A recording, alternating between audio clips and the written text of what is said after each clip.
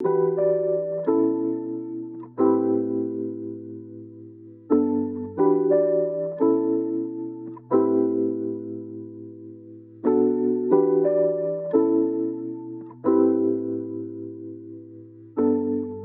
everyone. We are recording on Sunday, May 16th, 2021, and I am your host, Sean. Joining me today are co-hosts Zach. Hey, everyone. And Rob. What's up, guys?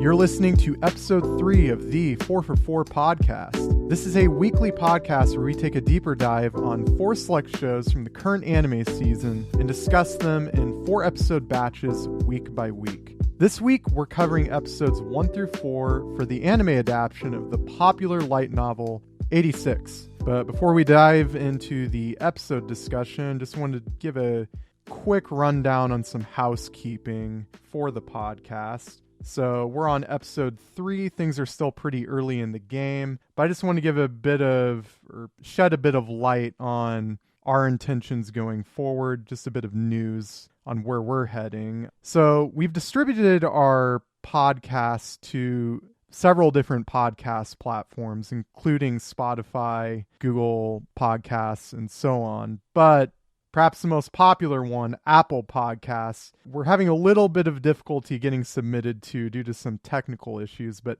hopefully by the end of the week, we can have that all ironed out. It can also be found on YouTube. So if you love the podcast, please visit our YouTube page in the description, like, comment, subscribe.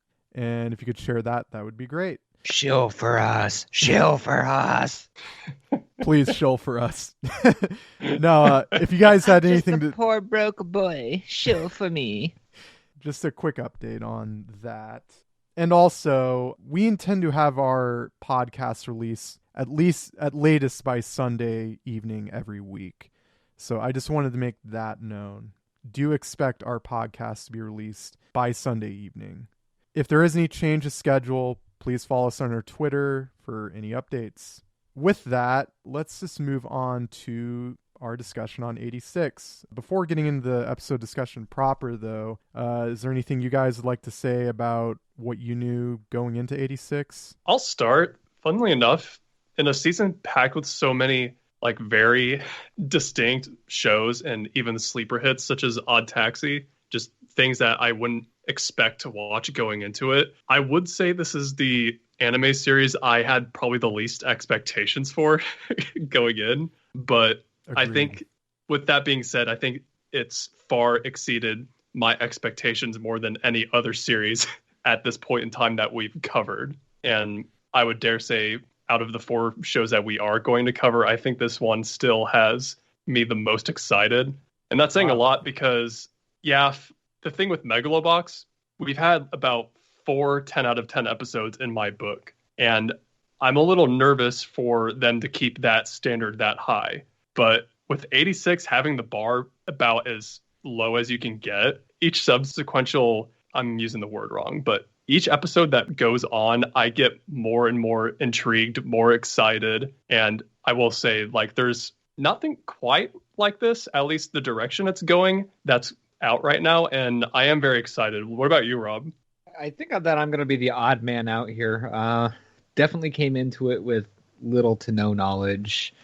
Wasn't really keen on it, but decided to stick through. Not that I'm saying that I'm disappointed, but I'm going to have to definitely disagree. Whereas out of the 4 that we are looking at right now, Megalobox is definitely still my strong suitor for the best show of this season so far.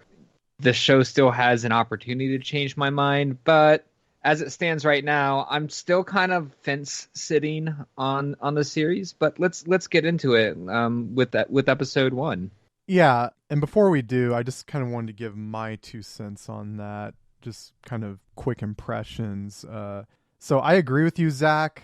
I really didn't have any expectations going into this. I just saw it was one of the more popular shows of the season, and I felt more obligated to check it out rather than any genuine interest. And I have to admit, the first few minutes of the first episode, I was like, oh, great, another light novel war thriller, air quotes, like Drek. like no, but I agree with you. This show has surprised me a lot with its nuance and how it frames its scenes.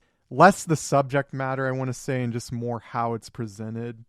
But I do agree with you, Rob, though. I still think Megalobox is the strongest of the season by a pretty considerable margin. However, I am definitely most surprised by 86 and how much I'm enjoying it and how much potential I think it has. But... Yeah, and let me clarify. Like, I said that not to discredit my enjoyment of Megalobox. I still think it's by far the strongest show this season, in a season packed full of very strong shows. But I will say, I already liked Megalobox, like the first season going into it, and season 2 has only kept the highest of standards. I think what I mean to clarify is I've probably have the most excitement from this series because of the lack of expectations going into it. I didn't expect to enjoy the series as much as I have. Yeah, and I can definitely associate with that sentiment. But let's get into the episode. So for episode 1, we're kind of opening with this scene, this battlefield scene, where we kind of have a bunch of spider tanks kind of on the screen shooting, Which can I say is automatically something that's really interesting. You don't really see spider tanks kind of like that, the way that they move and everything. A really interesting concept for these mechs or unmanned combat units. Yeah, definitely quite a few shows I feel like that have had kind of similar spider tank designs. Not like in recent memory, but I know they're out there. I do want to give kudos, though, to the animation team, the 3D animators that worked on this, because it's definitely noticeable, but it's not terrible, right? Well, yeah, I mean, but really, I just want to give props to how they animate the movement of these tanks. Like, they make it way more convincing than other shows have implemented that concept. So I just want to give props to them for that.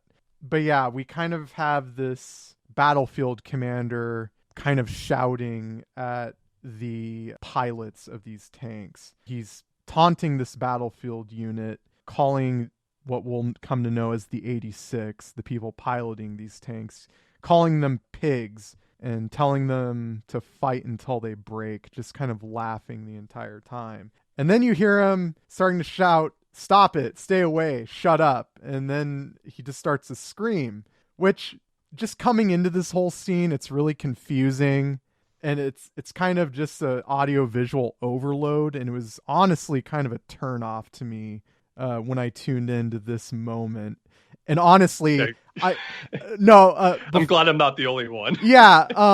I actually dropped, like, I was going to get back into it. I wasn't like dropping it, but I kind of dropped that episode at that moment to do something else. Cause I just, it was like a little much for me at the moment. And I'm just like, okay.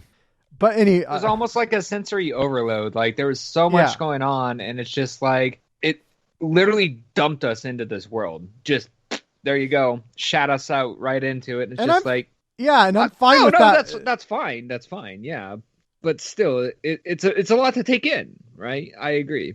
Well, I'm fine with that in principle, but I'm less fine with that when that's your intro sequence to the intro episode. To me, again, when I said light novel Drek, I thought this is just like, oh, this is just going to be a bunch of boom explosion shit. But no, like the rest of the episode proved me wrong. The next scene, we see a girl waking up, putting on her uniform, kind of making a salute to the window with the sunlight coming in.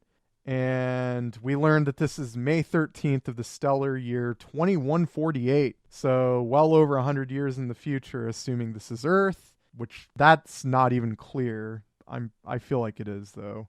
Well, and I think a significant point of this particular scene as well is the flowers. Flowers were already missing a petal, and after the salute, it lost another petal. So I do think that there is significance to be brought towards that. Yeah, I mean, the way I look at it, it's the flower is representing her and maybe her purity. I mean, there's a ton of visual language. Purity towards the country, yeah. There's a ton of I don't know. visual language to unpack in this show. So the impression I got was just because this and the next episode opens with, well, if I remember correctly, but because this opens with that image of the flower petal falling, I get the impression that this is symbolizing her days going by.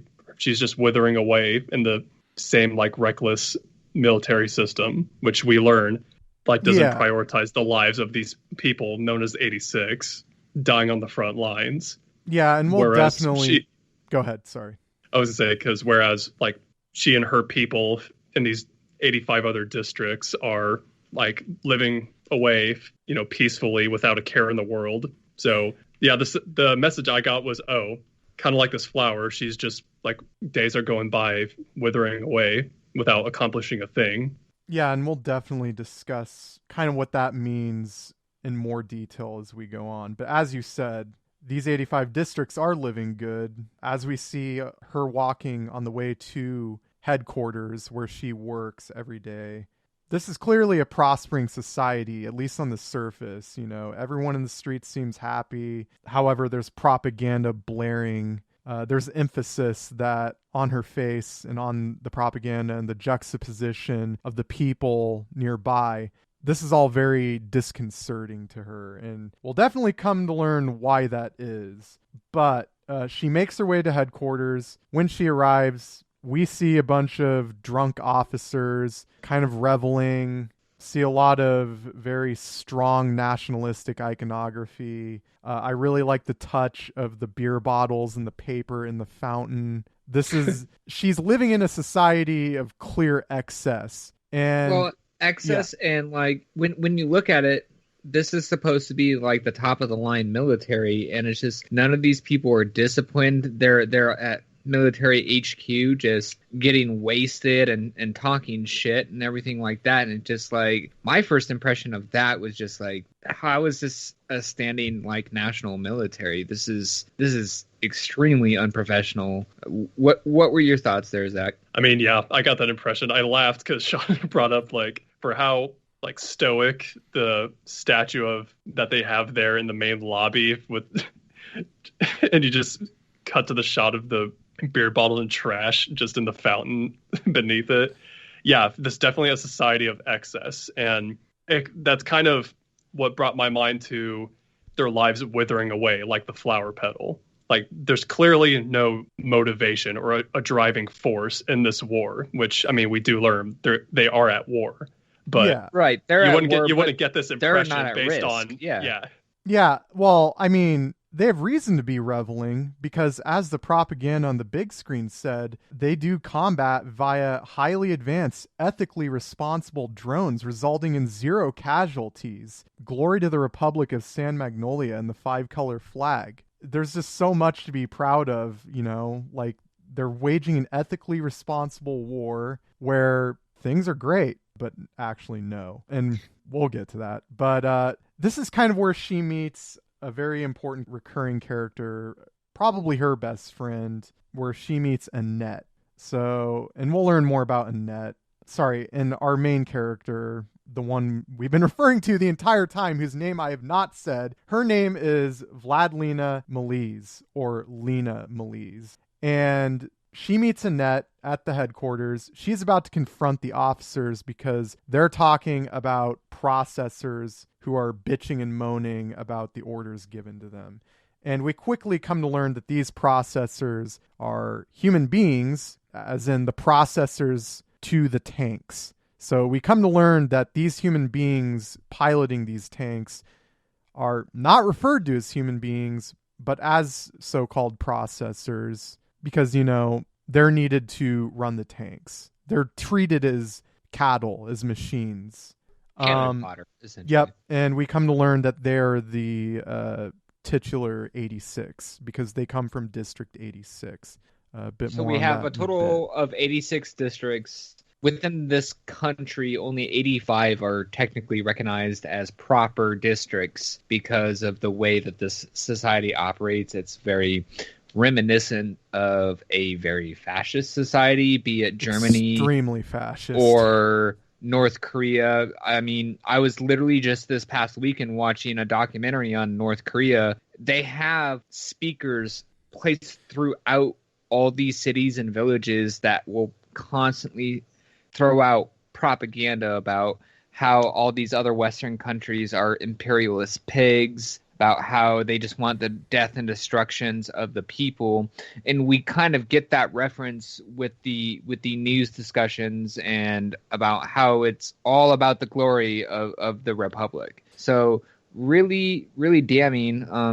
A nice part about Lena's entrance into this HQ is that you already kind of get a really well-established character drive for her, with all of these other officers and people calling her a doll-loving princess. So they're essentially ascribing her as a person that loves an inanimate object, which is how they feel about people in the 86th district. I think that was a really, really neat reference. And as you brought up the pig using that propaganda, whereas the hummingbird is the visual motif of Megalobox Nomad, the pig is definitely kind of the main one, at least in this stretch of episodes of 86, and I'll definitely speak more to that in a bit. But as far as fascist analogs go, I think the clear one to go with in this instance is Nazi Germany, because you have a lot of German names being used in this, and you have your very obvious Aryan stand-ins with what are called the Alba people in this, because as the viewer may have noticed by this point, everyone in the crowds outside, everyone in HQ, everyone we've seen up to this point, other than that intro sequence, are silver hair, silver-eyed people. So there's definitely a racial component to all of this. But moving on, Annette takes Lena aside. She stops her from confronting the officers because she's clearly very angry. She's been angry this entire time. We've seen shots of her in her pent-up discomfort and anger up to this point. She pulls her aside and she moves along. The next scene, we see Annette in her terminal. We come to learn that she is a commanding presence in the military, and she does it all remotely in a terminal of sorts. And we come to learn that her title is a handler. She handles a combat unit and uses an implant called the Para-Raid to synchronize with her unit and to give orders. So we have this sequence where we kind of see her giving orders. And then after this scene, we see that she's being informed that she's being assigned a new unit from General Karlstahl. I hope I'm saying that right. Yep, that's how I see it as well. Okay. So being assigned a new unit from General Karlstahl due to the handler retiring, and she's being assigned Defense Line 1 in the Eastern Defense Line Combat District 1, aka the Spearhead Squadron, which we learn is sort of an ace unit. So any thoughts on this whole scene, her commanding in the terminal and her being given a new assignment? It's pretty interesting because we learn pretty quickly via dialogue that she's the youngest person to ever make the major title. We also learn at this point that the general of the commanding army right now is her uncle. So we can kind of look in... Sorry, some dickhead just decided to be a loud piece of shit. Your dick's small, buddy, but good job. We get a kind of like a whole lot of exposition within this particular scene with how the army operates, how many handlers have had issues with this spearhead unit, not only with retiring, but no one really wants to take on the role of handler for this ace unit. We also learned that the commander of the spearhead unit is dubbed the Undertaker, and that this processor is very well known for destroying handlers, and all processors typically either request off the spearhead unit or just kind of self-delete themselves. Mm-hmm. Yeah, to put it mildly. Yes, they punch their own off buttons. What about you, Zach? Yeah, the impression I get is, once again, to reiterate a previous point, there's very little motivation for these handlers to take their jobs any more seriously than they need to, because there's a very dry relationship they have with their processors, no empathy and no connection on any personal level. And I would also argue even a professional level. Yeah, and we'll see that they're thoroughly conditioned in training and social conditioning to think that way. Exactly. But up until this point, yeah, we see her get this promotion. I mean, you could think of it as work being dumped onto her, because we learned that this general is her Lena's uncle. But you also at the same time get to see that she has had a very close relationship with her uncle and her dad, who we get from, some subtle cues that he's passed away from. You get to see them look solemnly at the photo they have in his office. You can kind of gauge that she's alone right now, at least in the world, emotionally speaking. But yeah, everything up until this point, you're kind of like, oh, okay, so I get it. We think the 86 are pieces of shit, but, what about their perspective? And following this sequence, we finally get to see what these pigs, quote unquote, how they behave. Mm-hmm. And we do have a very brief scene at the beginning of the episode eating breakfast with her mother, but I think we can infer that she does not have a strong relationship with her mother in that scene. Yeah. I don't think we ever hear or see of her mother again, but not in the stretch, no. It does transition into the intro for the barracks of our spearhead unit. Mm-hmm. Sean, what are your thoughts about this transition? So these are the first time we're seeing the 86 out of combat, and somewhat surprisingly, they all seem really upbeat. They seem pretty optimistic, playful even. There's a ton of visual storytelling here. I mean, not only in the... of course, we're getting a lot of very telling dialogue, but one of my favorite shots of the episode is kind of the San Magnolia goddess painted on the wall, almost in a graffiti style, with her foot resting, I say that in air quotes, on a smiling 86 bench statue. The bench statue is not painted, but the graffiti's painted in such a way where it looks like her foot is on the statue, like it's smashing it. And the statue has a sign kind of adorning it saying pig. So, I mean, clearly that was put there by the soldiers.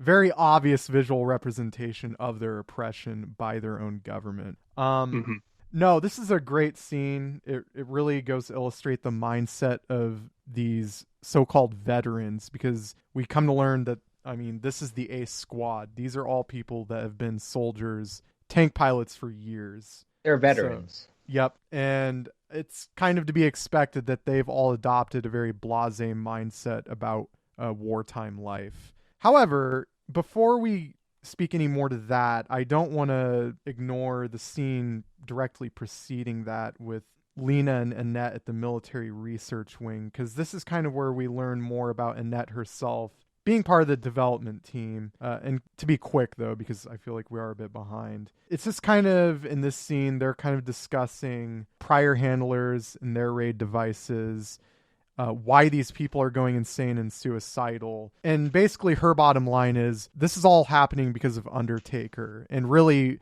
we need him to determine what the hell's going on. Because the para-raid devices directly synchronize you with the unit you are commanding. And she says it's only audio synchronization, because anything more, if there was visual, would fry the brain. There's a lot to dissect in these first few episodes, but any thoughts on the R&D area before we move on to the next? Well, we do learn that Annette is like a lead R&D facilitator. Yep. She pretty much comes off and says, hey, Lena, this war is going to end in 2 years. You should... There's no future with the military. Join my lab. And that pretty much adamantly refuses. She tries to essentially bribe her with... trying to butter up. Yeah, butter her up. Very literally with baked goods. With food. But it's non-artificial food, which is something apparently that's pretty rare within the 85 districts. And Lena is super into it, but it doesn't absolve her resolve. You like that little rhyme? I like that little rhyme. Lena's still saying, nope, I like what I'm doing. I'm saving lives here, and that's what I'm about. So anyways, regarding the Spearhead Squad, yeah, we definitely come to learn that they're very adjusted to their lives as soldiers. They're used to being used. So we're kind of in the mess hall. We see one of the people in the mess hall. He says, and I believe his name is Cujo, and he says they're more or less resigned to dying, but he would be happy to do so under Undertaker. So this is where this kind of upbeat scene immediately shifts to a heated battle that ends in this individual, Cujo, kind of sitting in his tank. Bleeding out. Yep, dying. And this is where Undertaker, in the end, has to do a mercy killing on him. And his last words are, "Shin, promise me, don't forget." And then he does the mercy killing. Again, a lot of information, a lot of stuff to go over, but any thoughts on all of this? Not too much. The only thing I did want to just quickly praise the show for, I mean, setting aside the designs of the unmanned mech suits, which, again, I thought it was integrated pretty well with the 3D animation, but even with that aside, I do like the technology of this world. I think the parades are implemented in a very creative and realistic way for this kind of setting. But besides that, we get more of the character interactions going forward from episode 2. So, I mean, I'm pretty ready to get into that. Yeah, same. Overall thoughts from this episode was that it was kind of a rocky start with the first 2 to 3 minutes. After that, really did get drawn into the show. I don't really have too many complaints so far, but let's talk about episode 2. Definitely. So in episode 2, we see Lena finally speaking to her unit for the first time with her diary out. And later we see Undertaker, who we come to learn his full name is Shine Shin Nozen. Everyone just calls him Shin. But he's given a lecture from Aldrecht, who we can infer reasonably is the mechanic, about smashing up his machines on every mission. So we see that Undertaker really just goes buck wild on every combat mission. But we also see he's carrying a heavy burden because everyone seems to have this confidence in him. He seems to be this legendary figure that everyone's kind of built up. So on May 29th, the date in the show, Spearhead is relaxing until it's notified that rain is coming. And we kind of learn that these are a jammer type of unit from the enemy. So this is where Undertaker, or Shin, kind of has his squad assemble and briefs them on enemy movements that are about to attack them. Before we get into the battle sequence, any thoughts on these intro scenes? Well, intro scenes, we get places where we have 86 stating that Lena seems dangerous to them. They're very trepidatious. Part of the whole interaction with Albrecht is that we also learn that in this world, spare parts are hard to come by for repairs. Mm-hmm. It's very rare for a Republican soldier like Lena to continue to talk with them. We also get that nice little scene where it shows that Shin has a box full of comrades that he lost, because in the last episode you saw that he shaved Kuso's signal off of his mech and then put that in a box. So that's super telling of how many the weight that Undertaker does carry. What do you think, Zach? Yeah, I would agree. The visual spectacle, if you will, you get to kind of piece together that he's had to do this for numerous amount of fallen comrades. And it was a bit confusing at the end of the first episode when he had to basically chisel out that insignia that's on the exterior of the mech that Cujo was piloting. But when you get to see what he's been collecting them for, it immediately hit me like, oh man, this guy's got some serious baggage. But for how he carries himself, he's definitely used to this and has been through the ringer, I would say, more times than he could count. But at this rate, he's probably kept count of every single one, which, I mean, you learn later through some dialogue with Lena, he actually has count every single fallen comrade that he's Yep. Definitely every single reason piece. they call him Undertaker. And yeah, as I said, the rain they spoke of is kind of composed of many of these little drones swarming the sky. And they say they're going to arrive in about 2 hours. They're kind of like jamming units. And Isnaflige? yeah, Butcher it, but yeah. yeah, it's something like that. I'm not even going to attempt to, but yeah, it's something like that. So Undertaker has a squad assemble. They get out into position. He goes over some basic strategy. They're saying the enemy is mostly scout types or emis, but there's also some dragoon types that they refer to as Grauwolves and tanks that they refer to as lows. Yeah. So Lena checks in. She's surprised that they're already assembled, that they already knew the enemy was coming, which will become a common occurrence. So I thought this was a really nice battle sequence. The music was used really effectively. The spearhead squadrons kind of just laying in wait. They're all very strategically set up, well hidden, ready to take on the enemy forces. And they are all like, I have the high ground, Anakin. Yeah. They have the high ground. They're hidden in the buildings very expertly. They kind of wait till they're completely surrounding the enemy, and then they just unleash all hell and take out tons of scout type units. What's kind of really interesting too, real quick, I just want to interject, is that Lena wanted them to go to a certain point within the map, and Shin pretty much was, or Undertaker was like, no, we're already set up and we're not going to the point that you're going to put us at, period. Yeah, he definitely has a control over the battlefield that it's difficult for, you can guess, really any handler to take control of. But, I mean, at this point, it's earned. He's an ace pilot. Yep, and he's lived through probably more than any other processor has, or damn near any processor. So, yeah. Really effective battle scene. I really liked it. The tanks that they use, called Juggernauts, the 86s use, are really damn awesome. They have these huge bat cannons, but on top of having the bat cannons, they're highly mobile tanks. You wouldn't think they would be with those cannons, but they are. You kind of very reminiscent of the 3D maneuver gear.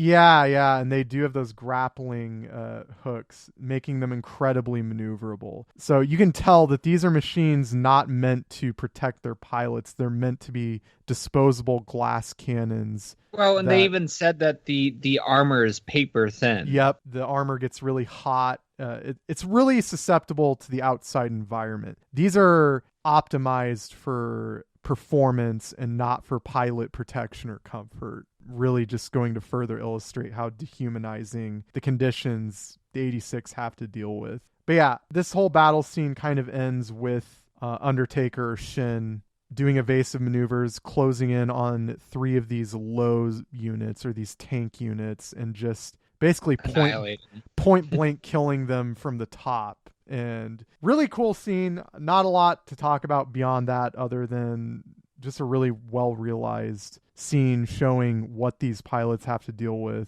and the strategies they employ in their battle against what we come to learn are the autonomous Legion. And we'll learn more about that in this next scene, with Lena attending a history lecture at the Academy on the war that began 9 years ago between San Magnolia and the neighboring empire of Giad. So San Magnolia on the map in this lecture, it appears to be landlocked. There is kind of a reference in 500 kilometer segments, so you can just kind of infer that San Magnolia, or at least the 85 districts that compose of San Magnolia, is about 2,000 kilometers long and maybe about 12 to 1,500 high, give or take, north to south, and about 2,000 east to west.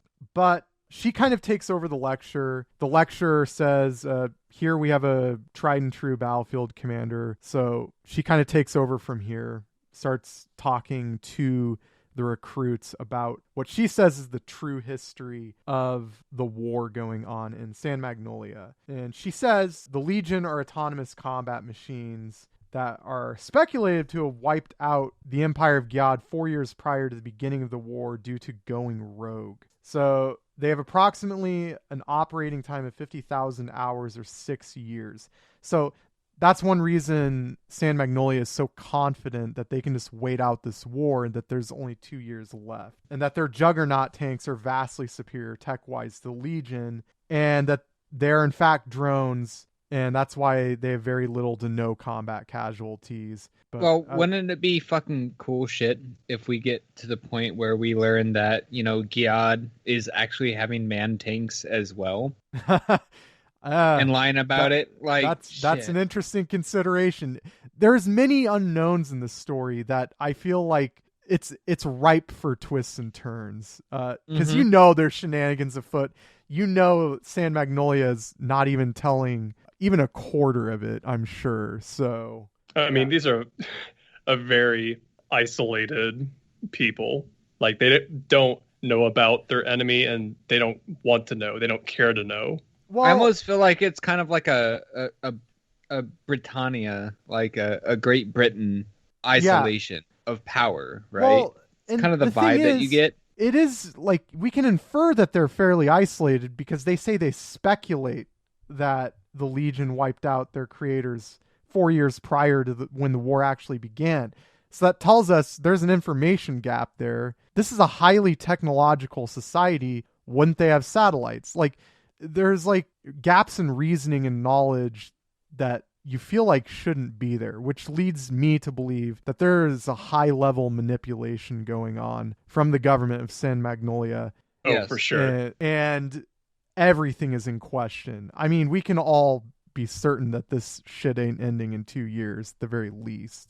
And I have a lot of speculation, but I'm going to try saving that for the end of the episode.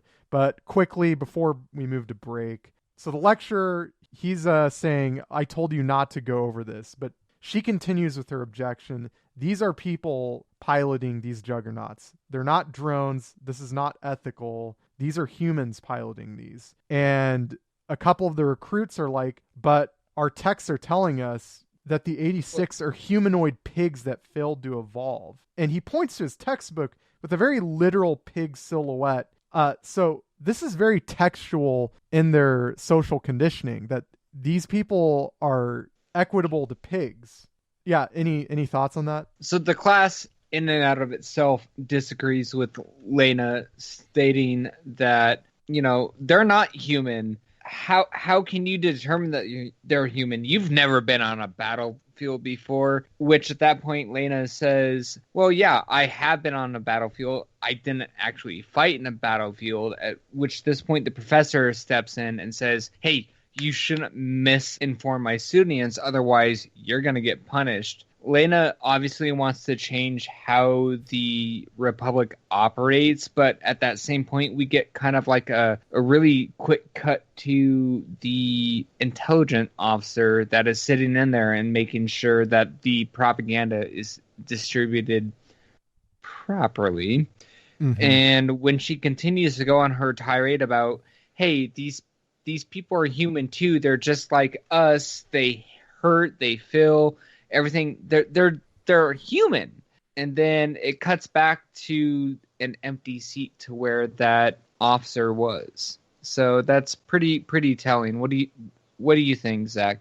Well, I mean, if we didn't already connect the dots to this being reminiscent of Nazi Germany, how they view and treated the Jews, I mean, this whole sequence should do the trick, down to them being labeled literally pigs. Yeah.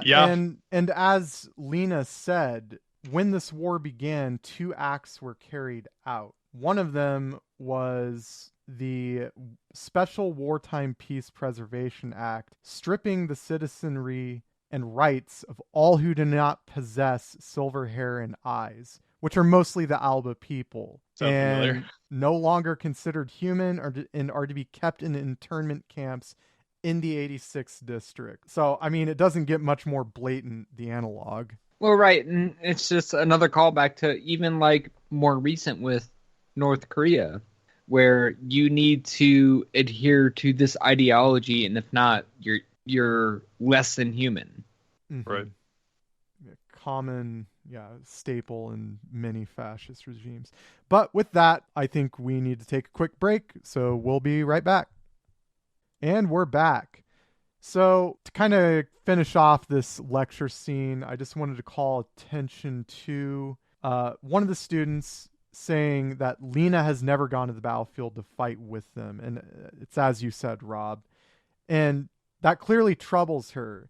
Though she did say once she did witness the battlefield when she was a child, which will come great import later. And she calls attention to the flag and what it stands for, which is freedom, equality, brotherhood, justice, and nobility. And the lecturer says those only apply to humans. So these are qualities that, despite everything she's seen, are still very important to her and ones that she tries to pursue.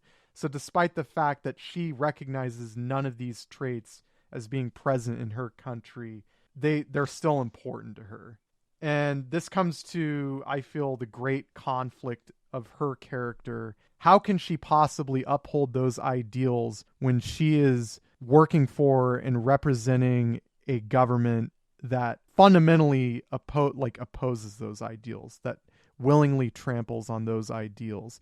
And that's the great contradiction of her character that I think will be a driving internal conflict for her for, if not the rest of the story, then at least most of the story. So moving on, Lena kind of reads reports in her room. She notices a discrepancy and calls Undertaker, which leads to the post-credit sequence. We get a short scene of Undertaker conversing with the Spearhead unit. There's a lot of small details in this scene that I'll just have to ask the listener to pay attention to. But really, she calls into the Spearhead. Everyone's bemused, irritated, or angry at her call.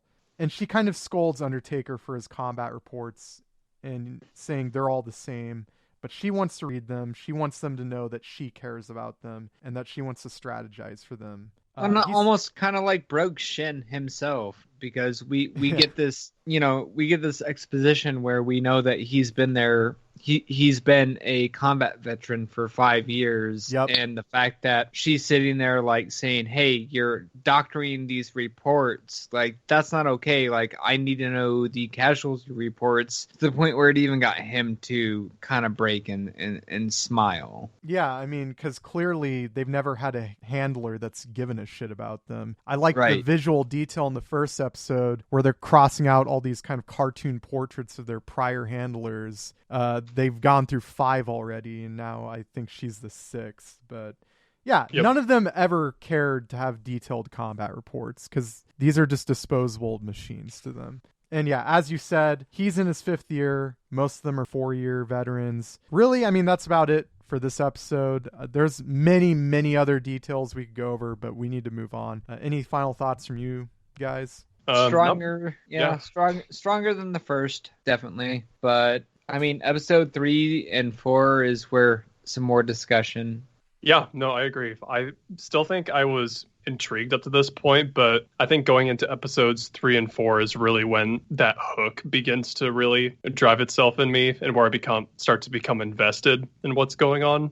Yeah, this is the point in the story where I was definitely thematically interested, because I find it's relatively rare in anime to tackle issues like racism and nationalism head on and with such blatant furiosity. I found that to be very refreshing. I wasn't really invested in the characters at this point, but definitely in the themes it's trying to tackle. So next, in episode 3, as with most of these episodes, we begin with a very short pre-credit sequence. And this one kind of opens with, I'm sorry about Kirschblut from Lena. And we get a shot of who we come to learn his name is Theodo, or Theo for short, and he's very enraged. So moving on, this is clearly in the future. Post-intro credits, we see a scene with a freshly killed boar. It's about to be prepared for cooking. This is at the Spearhead encampment. It's at the barracks. And a few of these guys, they're talking about cooking, but a couple of them are like, hey, all the women are bathing. Let's go take a peek on them bathing in the river. So they go to do that. This is kind of where I thought it was getting a little more tropey and cliched, kind of coming what I would expect with a LN experience. Before I give my piece on this scene, though, what did you all think? Can we just talk about how there was like almost 0 to no fan service? They weren't in bras and panties or anything, or close to being naked, or anything like that. So that was a very breath of fresh air. I mean, the fact that they had to kind of do this sequence at all, like, it is tasteful that they didn't have to really indulge in that. Like, well, if they had to do this at all, I mean, I'm glad the framing is a bit derivative and cliched, but it is surprisingly restrained, and it does serve a very important function. Sorry, did you guys have any more thoughts on it? Oh, I think I thought the whole composition of the scene was just fucking hilarious. I mean, as soon as they realized that there was somebody there, I mean, all the females quick drew from their holsters. They all still had firearms on them, and the fact that they were just like, who the fuck is there? It kind of brings more world building into this show, to the fact where they're never really safe in that. Well, they're always district. On guard, even when it doesn't appear so. Exactly. And that's a really cool concept that you get from this scene outside of itself, because it's not really fan servicey, but it just builds upon the world, which is really fucking neat.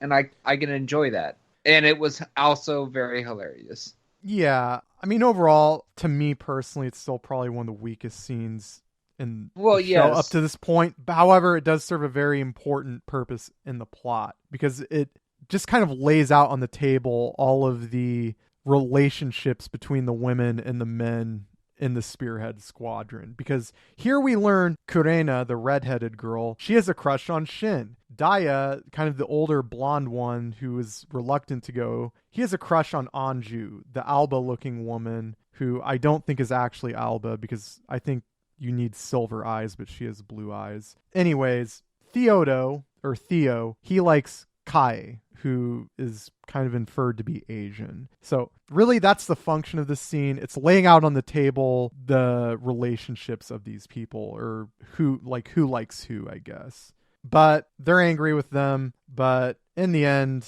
I mean, it doesn't go to the absurd lengths most other like slapstick scenes would go for this kind of stuff. Later, we see a scene with Shin. He's speaking to Lena over the para-raid as usual, because Lena is talking to them all the time. She wants to get to know them. And we see Kurena, the redheaded one, being angry about Shin always speaking to the white pig. So yeah, Daya's there with Kurena, and he says Shin doesn't want to break any of the handlers, because Kurena says Shin should just break her already. She says she hates all Albans because they killed her parents by using them as target practice. So you can really see just the fucked up lengths these Alban people will go to just use the 86 in the most inhuman ways possible. So the way I kind of see the Spearhead unit interacting with their handler is they're merely indulging in her. You can tell by their expressions, and this is one of my favorite aspects of this show, the visual storytelling, like the way it cuts to these characters, the close-ups on their faces, it really emphasizes the expressions of these people. You can tell that none of these people like her. They're merely humoring her. Any thoughts on this aspect of the show? Yeah, I agree. I did notice that because I was rewatching it shortly before our recording, and I will say, upon a second viewing, you really see the fine little details, and you get to catch certain things that you didn't notice before. And their expressions when conversing with Lena over the para-raid, I did notice that. You get to see the sort of the inner thoughts and expressions that they just wear on their sleeves. Some of them hold a bit less of a grudge than others, but at the end of the day, none of them are fully willing to commit to opening up to them, because they still see their relationships with each other as toxic. Right. Well, I think at this point they also understand that they feel like Lena is untarnished and naive, and most of the 86 feels like she's not cut out for this job, and they want her to the point where, like, hey, you're not cut out for this job, like, leave. Right. And that kind of culminates in a conversation that Lena's having with the unit, because she wants to get them to know all of them better. And one person in particular, Kirschblut, her call sign is Kirschblut, but this individual is the aforementioned Kai. And Lena says, "Do you hate us?" when talking to Kai. as she's kind of playing cards with the other 86 because, again, they're not really listening to her. They're kind of doing their own thing, but they feel like they have to humor her because she is their handler. But she says, "Do you hate us?" when speaking to them. And Kai, she acknowledges the discrimination and the hurt and the anger that she feels from the Alban people, but she acknowledges that there's also good Alba, which really brings more nuanced portrayal of discrimination and racism. And I appreciate that about this. It's not all absurd black and white hyperbole in its storytelling and how it portrays this. But you can see Theo visibly angry while listening into this, while he's sketching. And then Kaie kind of proposes a counter question. And this is where the scene skillfully transitions to Lena and Annette trying to find a map in the archives because she believes that the Spearhead needs a map going forward. And she wants to be able to give them more up-to-date information. And we learned that this new scene is the next day. In the scene, she also kind of wonders how the Spearhead always knows that the Legion is about to attack, that she finds that very particular. Any thoughts? Yeah, I mean, once again, just to bring up my point from earlier, you really see the distrust on, I would say both sides is the norm, but their relationships that they have with each other are, you start to see the cracks forming because as Kai speaks with Lena, you start to see that these people, yeah, they're still annoyed. They're still humoring her in a sense, but at the same time, they acknowledge that this handler has spent a considerable amount of time, now a week's worth, actually communicating with them, which is longer than any other previous handler. And going forward, Lena, she expresses her desire to help them more by getting a map, getting them useful information. And getting to know them, but at the same point, they call her out for being a hypocrite because she never learned their real names. Yeah, to jump ahead a bit, yeah, that's definitely true. But after this archive sequence, Lena, we learn what Kai said in her counter question. So she says, "Why do you care about us so much?" And this is kind of where Lena shares her story about being saved by a processor when she was younger. The incident that we'll come to learn when she was with her father when she was younger, there was a crash because she went and saw the battlefield with her father and she was saved by a processor. And this processor, she found, upheld those values. When she mentioned those 5 values that the flag represents, she found in her mind that he upheld all those ideals, and he's not an Alban. And to her, that is what humanized these people. And this is kind of where Kaie counters with, "Well, you're a virgin, aren't you?" And she immediately took that to meaning something else. But then Kaie kind of corrected, saying she meant more that she is a pure, unvarnished ideal of the world. That you're not a bad person. So I'm going to tell you, as you said, Rob, that you're not right for this job. And you should find a replacement before you regret it. And that leads to the next scene with Lena and her terminal, now having a map ready, giving instructions on optimal battlefield positioning. So before I kind of finish out the episode with this scene, any thoughts leading up to this? No, I think I've already said my thoughts about it, calling her a hypocrite and saying that, she's not accustomed or ready for this job. Yeah, the 86 pretty much threw out how they feel about it. Nope, I think I gave my thoughts about the conversation. Gotcha.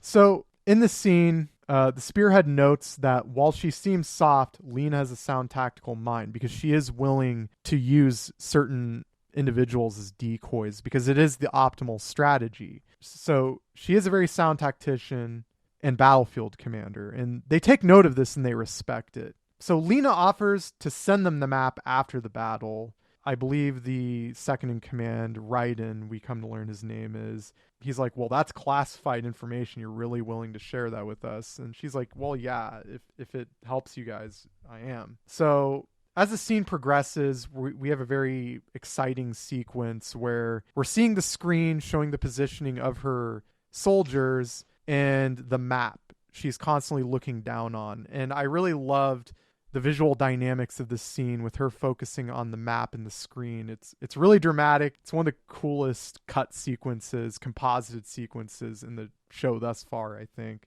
I agree. It's really elevating the tension, and you know something's going to go wrong. And of course, we had the intro scene at the beginning of the episode to foreshadow this. And she's giving her commands, and then she realizes when Kirschblut is going in to move in on a low that she notices, wait, she's moving right into wetlands. And right is when she tries telling her this, it's too late. She's stuck.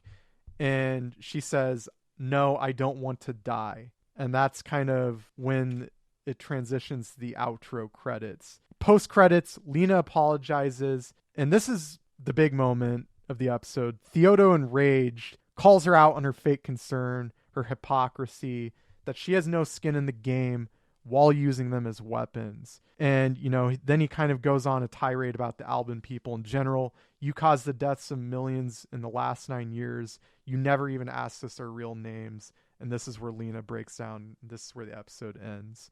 Any thoughts on this? Because I love this. This is fucking heavy, man. Plenty of thoughts, that's for sure. I think really any heavy discussion we have on it won't do it justice. It's very visceral and intense in the moment. Because, you had the beginning of the episode to foreshadow this event, but, when it hits and you kind of understand, how each character's feeling, it's pretty much all thrown out on the table for everyone to hear. And, it's intense. It's emotional. I thought it struck home. Everything said was it was very raw, but you kind of get it. Like, you get it from their perspective. And, I thought it was a pretty great scene to end on it. What about you, Rob? Yeah, it was it's a hard scene to watch. Definitely got it drawn home. I don't really want to go into depth about this scene because it's something that you definitely need to experience yourself as a viewer. And if you have, you already know what the fuck I'm talking about here. It was a very powerful scene. But overall, episode 3 was a little bit better than episode 2, and that's kind of like the general gist that I'm getting with the series, is that each episode's getting a little bit better. Mm-hmm. And we'll definitely get more into her state of mind in this next episode. So episode 4, it's opening with the same scene as the ending scene from the last episode, but this time, instead of showing Lena's as she's breaking down, this time it's from Theodo's perspective. And it's brutal. He's tearing her down completely, but very effectively. And I don't disagree with anything he's saying, honestly. But really, as we'll come to learn, no one disagrees with the content of what he's saying, but really with how he's saying it. This is where Raiden kind of steps in, the second in command. He tells her to just kill her synchronization. The battle's over. Nothing more is going to come from her being on the comms, and none of them honestly want to have a friendly chat with her at the moment. She definitely understands at this point, and she logs off. And Theodo says, I'm sorry, Kai, I did the same thing as the white pigs did and tainted your death. So he regretted it. Again, I don't think with the content, but more how he said it. Next, we move to June 16th, the next day. Spearhead at the barracks. They're lounging. So Theodo, he's not bothered with what he said to Lena. Everyone is bothered by how he said it, though. Anju, the Alba-looking woman, notes that it reminded her of the Fox commander. And she mentions that we're all jealous of you, someone who will always be important to you, and that they were never like that for me, which I found to be fairly cryptic at the time, but we'll learn later kind of who the Fox commander is. Mm-hmm. Theodo says to Shin, or Undertaker, what would the Fox commander have said to that handler? Would have he gotten mad? And Shin says he wouldn't have said it. And really, that hurts Theo because he tries to clearly model himself after this person. Any thoughts on this whole sequence of scenes? So my thoughts in particular is that seems like the 86 is giving Theo a whole lot of shit. They understand that he's depressed. They're kind of jealous about his love for Kei.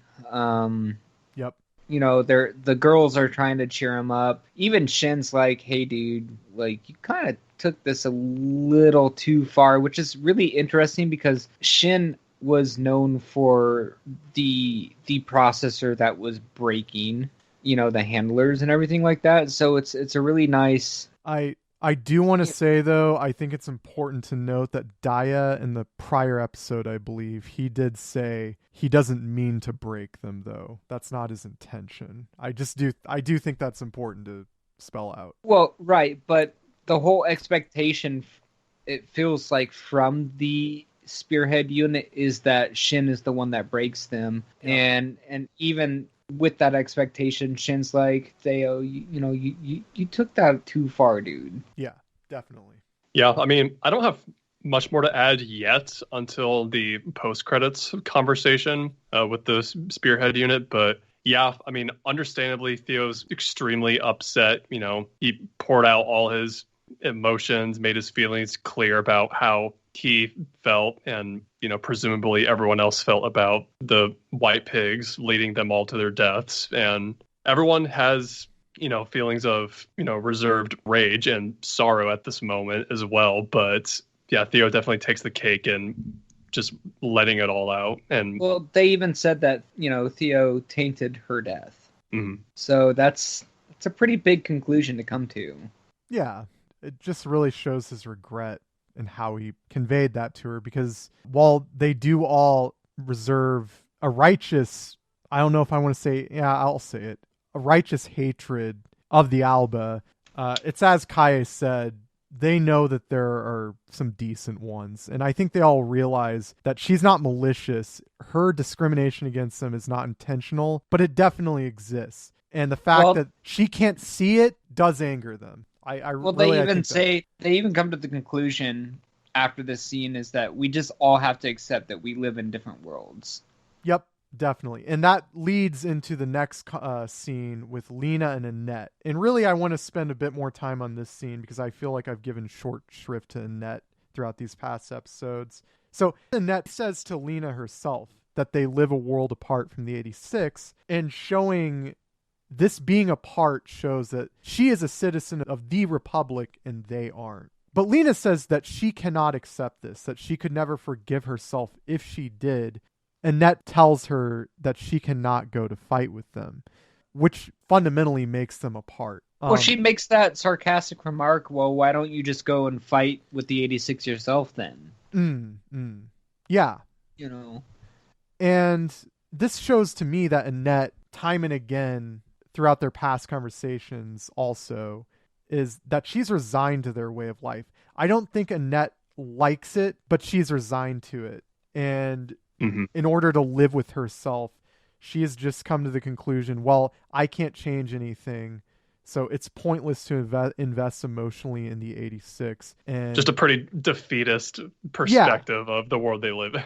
Yeah. And she says, you're never going to meet them. There's nothing you or I can do for them. So you might as well just accept that we live worlds apart. And you might as well just accept the platitude. Well, she says, you don't even need to know their names. You don't need to know their names. Yeah. What's the point? But Lena can't accept that. She walks away. And as she's walking away, she recalls a voice. Let's go to the battlefield and see everything that's happening. And as I mentioned earlier, Leno's in a helicopter with her late father, flying over the internment camps. He's saying this must be brought to an end and quickly, because he, like her, sympathized with the 86. And really, this brings us to the next scene. I'm going to try going through it quickly because we don't have that much time left. But I think this is an incredibly important scene, framing events going forward and really helping build perspective in Lena's mind. So this is a scene with her uncle. He laments that her father was a good man, but that there was something that he didn't realize.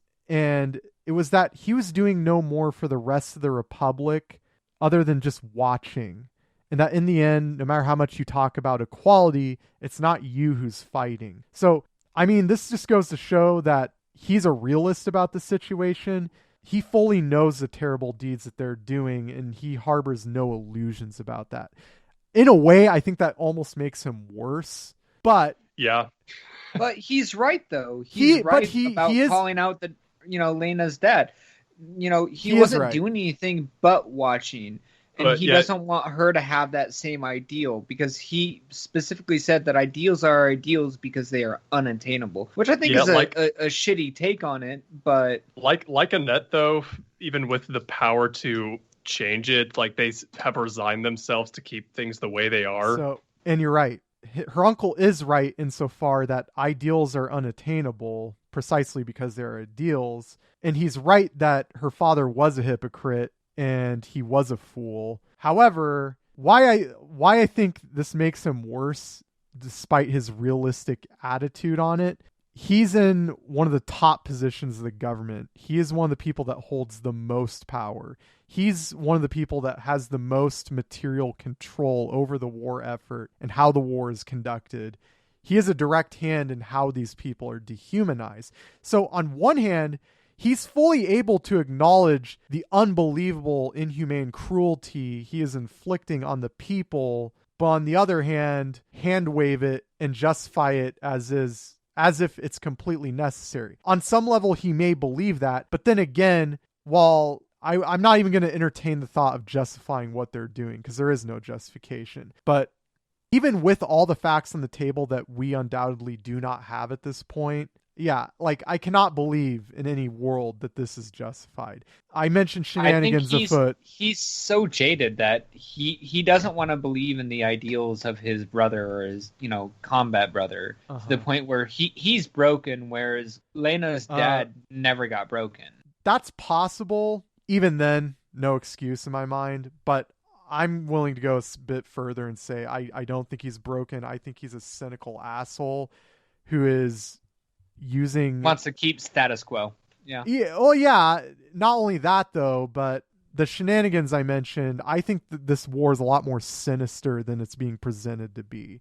Like, there's definitely more going on here. I'm actually of the mind that I don't know if the Legion, who are we to say that at this point the Legion wiping out their masters, who's to say that that's just not propaganda? The 2-year thing, all propaganda. Like, there's just so much we don't know. Like, we can't trust anything that they're saying. I other than what he says here, like on its face, I don't trust anything he's saying. But he does bring up a good point to her, and what he does say to her does need to be considered by her. I will say that. So just to finish off the scene, because we're behind, he does acknowledge that none of the ideals of the Republic stands for are to be found in the real world. Again, he's a realist, and that she's too focused on seeking ideals. Lena heads home. She's starting to head home. She's thinking back to Theoda's speech while concurrently listening to the propaganda being sprouted in the street. Again, another wonderfully directed sequence. It's all perfectly done. Her thoughts about the trauma of what happened the day prior, juxtaposed to the propaganda being blared in the street, the happy faces around her.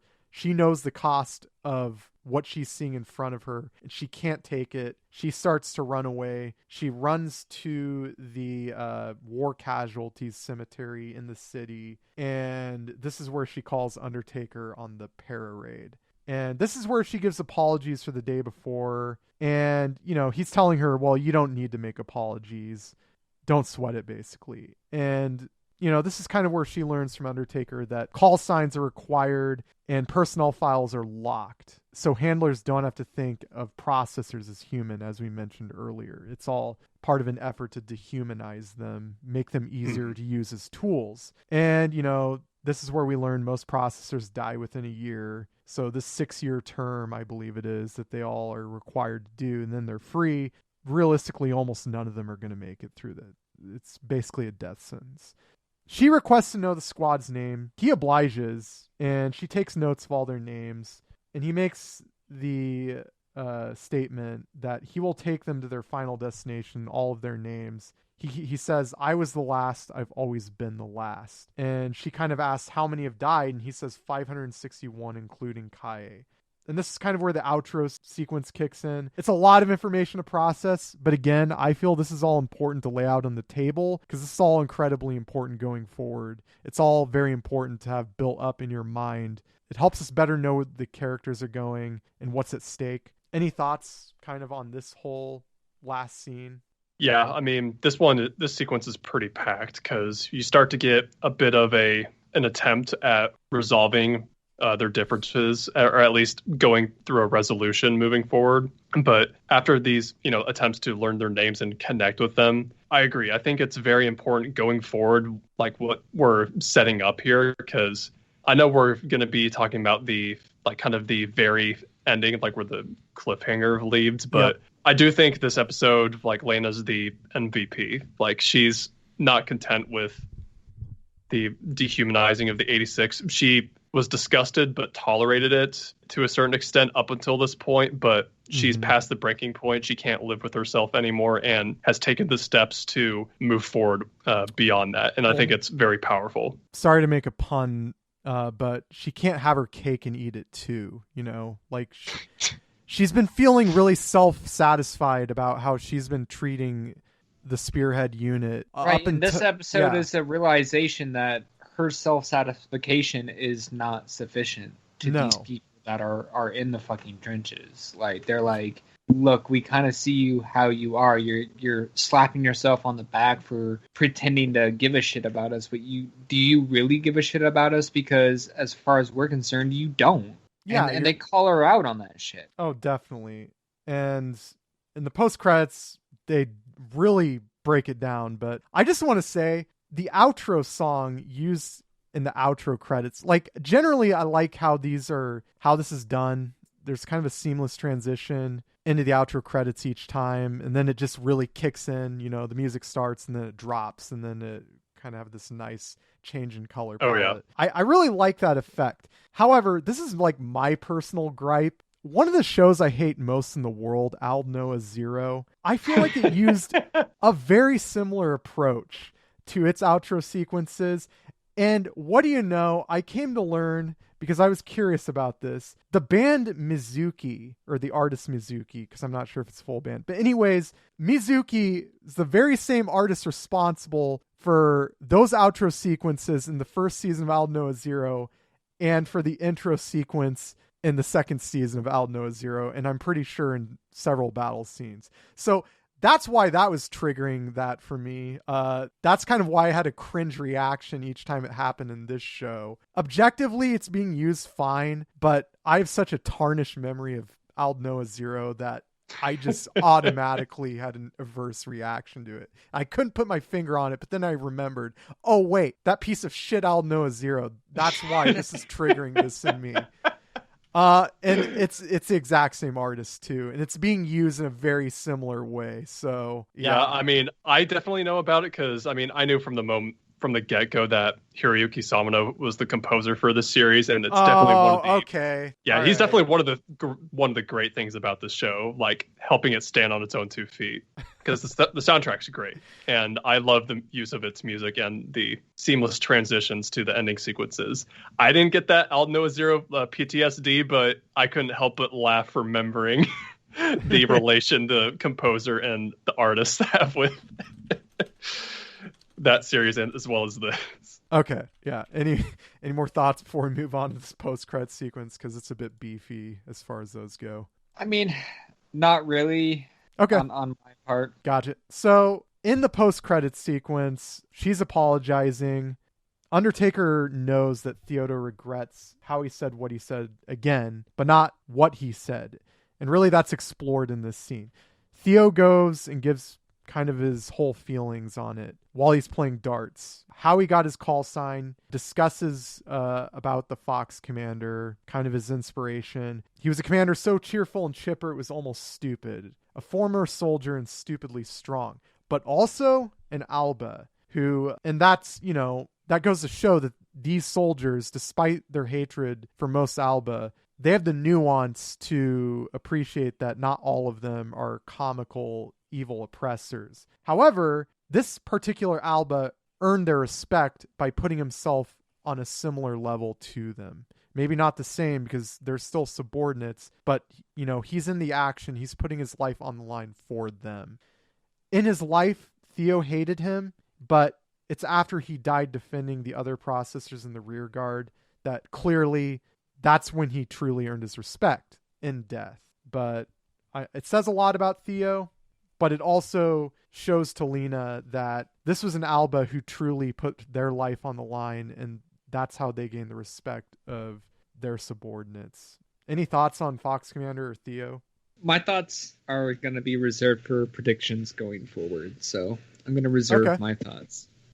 Yeah, I thought this was a great sequence. I think it's very cathartic, just having all the cards laid out on the table. I mean, he acknowledges, he apologizes for what he said, not for what he said necessarily, but how he said it. I mean, you already elaborated on that, but yeah, I think this establishes a precedent that they understand that not all Alba are evil, and we get to see Lena more than anything wants to connect and earn the trust of her spearhead unit. And going forward, this is prediction territory, but I think we can expect to see her making moves to meet with them in person, if not to join the fight herself. So that's exactly what I was thinking. Yeah. Makes sense going forward. I'm pretty excited. Jumping ahead a bit, but yeah, I agree. But I think this is what we can expect going forward, or at least I'm interested in how this conversation will take effect later on. Yeah, and I agree. But to really speak on the nature of the Alba evil, I think really it takes on different forms. I think it's really well exemplified in Annette and Lena's uncle. Two different forms. One is the more passive and the other is the more active. Annette representing, I think the phrase is the banality of evil. I'm not sure if that's the exact phrase, but really just this kind of acceptance that this is just the way things are and I can't change anything.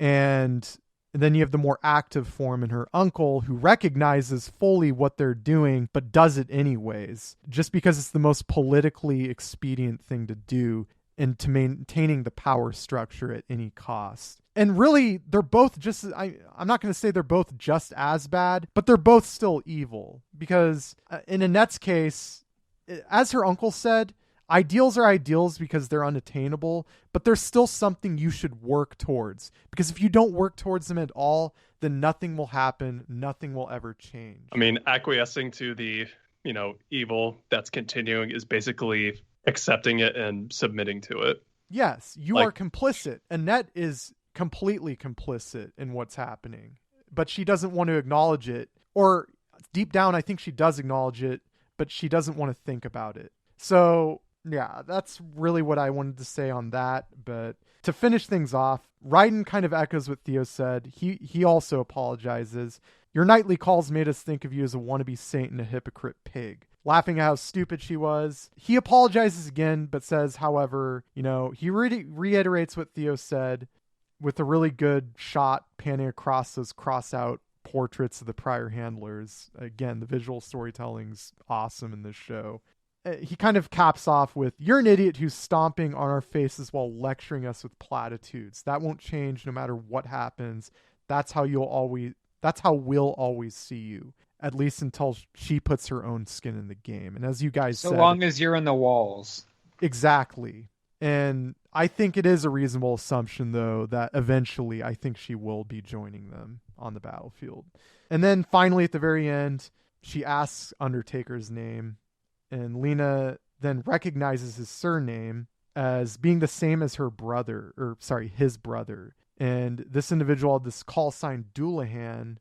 And this is the individual that saved her when she was younger. And this is kind of where he has a shocked reaction, recalling many things about his brother. And then he smiles. Sorry, I got a little head there. This is where he smiles and said, that was my brother. So, yeah, really an awesome episode. This is where the emotional portion really kicked in for me, where I got emotionally invested, not only in Lena, but many of these other characters. But we're kind of out of time. Any final thoughts going forward? Any predictions going forward?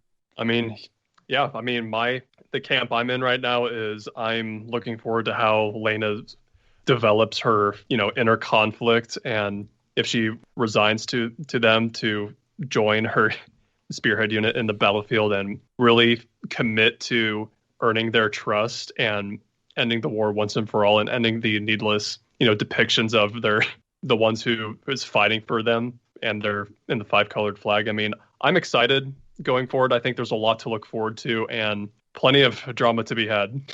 I definitely think that we've had enough foreshadowing at this point, even just within this last episode, that she's going to break the conventions. Like, the Fox Commander. She's going to go put her skin in this fight to prove to these people that she is not some hypocrite pig. I think she does have the conviction and the strong character and moral attitude to do this. And we're going to see her join the fight. And I'm eager to see how this plays in the story for being the youngest major in history in the Republic Army to go in there and be like, no, we're one and the same. And it's wrong that, we're thinking that we're not. Mm-hmm. Yeah, definitely. Yeah, really with this show, I love the themes it's trying to tackle. I generally like how it's portraying discrimination and racism and kind of the ruin it's leading to in this country. I think it may be a little, maybe sugarcoating's not the right word, but it's probably not as harsh in its portrayal as I would like it to be, but I think it's getting the job done just fine. And really, with most other shows, I think these themes would fall flat that it's going for, but it's really taking the slow burn approach and earning these cathartic moments. Really, I don't have really any major issue with any of the scenes thus far. Like, I think everything's been pretty well earned. So agreed. Yep. Yeah, I'm definitely excited to see where the show goes forward from here, but I think we're about out of time. So to wrap things up, be sure to tune in next week for our discussion on the first 4 episodes of Odd Taxi. Feel free to give us a follow on Twitter at 444pod, all 4 is numerical, to receive any news or updates regarding the podcast.